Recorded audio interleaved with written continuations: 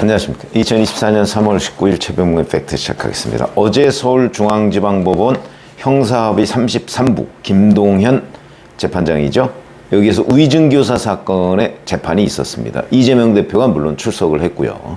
이재명 대표의 위증교사 재판은 뭐 한두 번이면 끝날 수도 있다 이랬는데 좀 질질 끄는 듯한 그런 인상을 받습니다. 근데 어제는 이재명 대표하고 실제 이재명 대표의 부탁을 받고 위증을 한 김진성 씨 간에 아주 지리한 공방이 있었는데 어찌 보면 좀 허무해 보이기도 하는 그런 공방을 소개해드리고 이 실체가 뭐냐 하는 것을 말씀을 드리려고 합니다.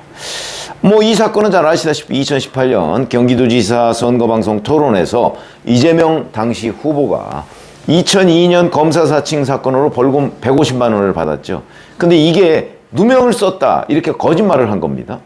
그래서 허위사실 유포로 선거법 위반 재판이 진행 중이었던 거죠.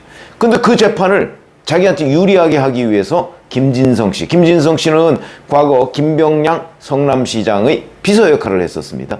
그러니까 이 사람한테 전화를 해서 위증을 좀 해달라. 그러니까 자기가 이재명 당시 경기도지사가 내가 그 당시에 누명을 썼다는 그 증언을 증언을 해달라. 이걸 부탁을 한 거죠.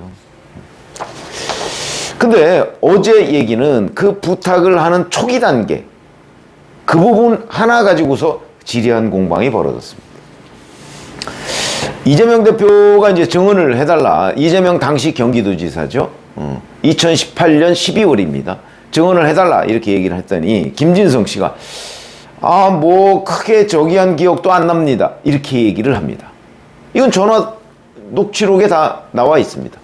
뭐 크게 저기한 기억도 안 납니다. 이렇게 돼 있습니다. 이게 무슨 뜻이냐? 김진성 씨는 저기라는 표현은 추임새인 경우도 있다. 특정하는 것이 아니라 전라도식 표현이라고 해야 하나? 애매할 때 쓰는 뭐 이런 식으로 설명을 합니다. 그러니까 그냥 특별한 의미가 없도록 썼다. 이런 의미로 설명을 하니까 이재명 대표가 재판장님 이게 사실은 거식이라는 표현에 가깝습니다. 그러면서 형용사 같은 거요. 이렇게 얘기하면서 저는 김 씨와 지역 정치를 해야 하는 상황이라 관계 개선을 위해서 노력을 했습니다. 당시 김 씨와 관계는 그렇게 대립적이지 않았습니다. 이 말은 기억이 안 난다는 말은 나와의 관계가 충돌하거나 부딪힌 나쁜 기억이 아닌 것 같다는 뜻입니다. 그러니까 무슨 얘기냐면 여기서 기억도 안 납니다의 기억은 김진성 씨가 이재명 경기도지사와 제 관계가 그렇게 나쁜 관계가 아닙니다. 이런 얘기를 하는 것이지 그 당시에 뭐 위증을 해달라고 하는 상황이 기억이 안 난다 이런 뜻이 아니다. 이렇게 이제 막 주장을 내놓은 겁니다. 그러니까 재판부는 김진성 씨한테 이렇게 질문을 했다는 거죠. 이 대표와의 관계가 아니고 당시 일 이건 이제 검사 사칭할 때의 일 그에 대한 기억이 잘 안 난다는 취지냐 이렇게 질문을 했으니까 김진성 씨가 그렇습니다 이렇게 얘기합니다. 이 전화통화의 저는 맥락이 중요하다고 보거든요. 앞뒤 말이 중요하죠. 앞뒤 말. 전화통화 내용을 쭉 녹음한 내용을 쭉 살펴보면 이런 겁니다. 기본적으로 이재명 당시 경기도지사가 김진성 씨한테 검사 사칭 문제와 관련해서 내가 현재 재판을 받고 있으니까 나와서 좀 증언을 해달라 이렇게 얘기를 합니다. 거기에 대한 답변이 무엇들이 크게 저기한 기억도 안 납니다 이렇게 얘기를 합니다. 그러니까 그 후에 이제 계속 증언 얘기를 하면서 기억이 안 난다고 하니까 그러면 뭐 들었다고 하면 되지 이렇게 얘기를 합니다. 들었다는 게 이제 결국 당시에 김병량 성남시장 쪽에서 이재명 당시의 변호사를 이 사건의 주범인 것처럼 몰아가려고 했다. 이렇게 증언을 해달라는 게 이재명 경기도지사의 주문이었거든요. 그런데 그 장면에 대해서 김진성 씨가 아니 뭐 그렇게 기억이 안 납니다. 이렇게 얘기를 하니까 그럼 들었다고 하면 되는 거 아니냐. 당신 기억이 안 나면 이게 이제 위증을 유도하는 거죠. 그렇게 위증을 해달라 이런 얘기죠. 실제 그 이후에 이재명 대표의 변호인이 변론 요지서라는 거를 보내줍니다. 텔레그램 대화방으로. 그래서 그거를 이 김진성 씨가 달달달 외워서 법정에 가서 증언을 하죠. 그 결과 이재명 대표는 무죄를 받습니다.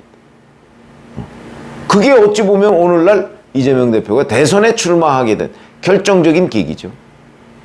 자, 그러면 여기서 크게 저기한 기억이라고 하는 것이 과연 뭐냐? 제가 지금 말씀드렸죠. 전후 맥락을 보면 크게 저기하는 그게 뭐 명확한 기억이 안 납니다. 이렇게 해석하는 게 상식이죠. 재판부도 그렇게 물었고요. 그런 건데 이걸 가지고 뭐 6시간 공방을 하고 자 앞으로 몇 번 더 재판을 그게 해야 할 이유가 있는 걸까요? 좀 궁금한 대목입니다.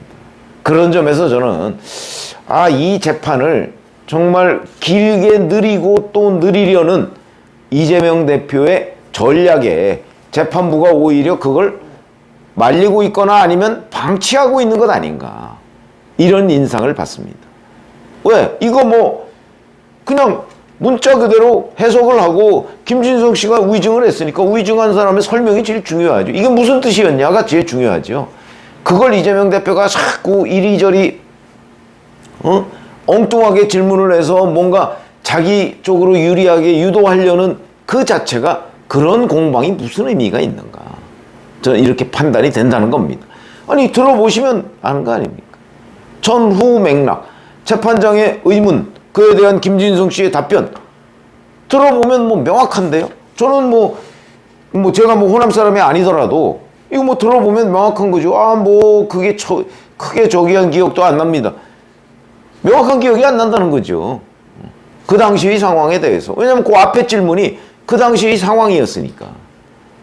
그래서 제가 보건대는 이런 재판을 정말 이렇게 계속 해야 되는가 싶은 생각이 드는 장면이었다. 근데 자 어찌됐든 간에 어제 3월 18일이었죠. 재판을 했고요. 다음 재판은 4월 22일로 잡았습니다. 총선 끝나고입니다. 총선 끝나고 재판을 잡은 것도 뭐 그것도 좀 궁금합니다. 뭐 그렇게 길게 잡을 이유가 있나? 보통 재판 김동연 재판장 보니까 뭐 한 2주 내지 3주 정도에 한 번씩 재판을 잡던데 이것도 결국 이재명 대표의 총선 출마 뭐 이런 거를 좀 봐주기 위한 것 아닌가.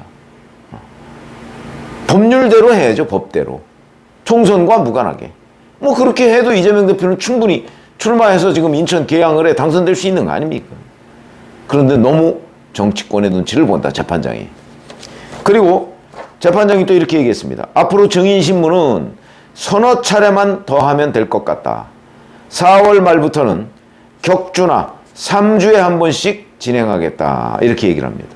이렇게 되면 뭐 격주에 진행하게 될지 3주에 한 번씩 진행하게 될지는 모르겠으나 아마 4월 총선에서 이재명 대표의 민주당이 그 과반을 차지한다든가 아니면 일당이 된다 이러면 김동연 재판장의 평소 성향으로 봐서는 아마 3주에 한 번씩 진행할 것으로 보고 이렇게 되면 7월 말 8월 이때 가야 1심 선고가 나올 텐데 1심 선고도 지금 분리선고를 한다 이렇게 김동연 재판장이 얘기를 했는데 그 분리선고라는 게 무슨 얘기냐.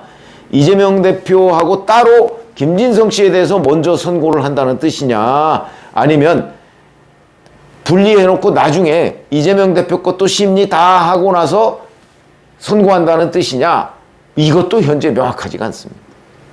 그래서 위증교사에 대한 1심 선고가 뭐 일찍 나올 것이다 그랬는데 예상보다 대단히 늦게 나오게 됐다.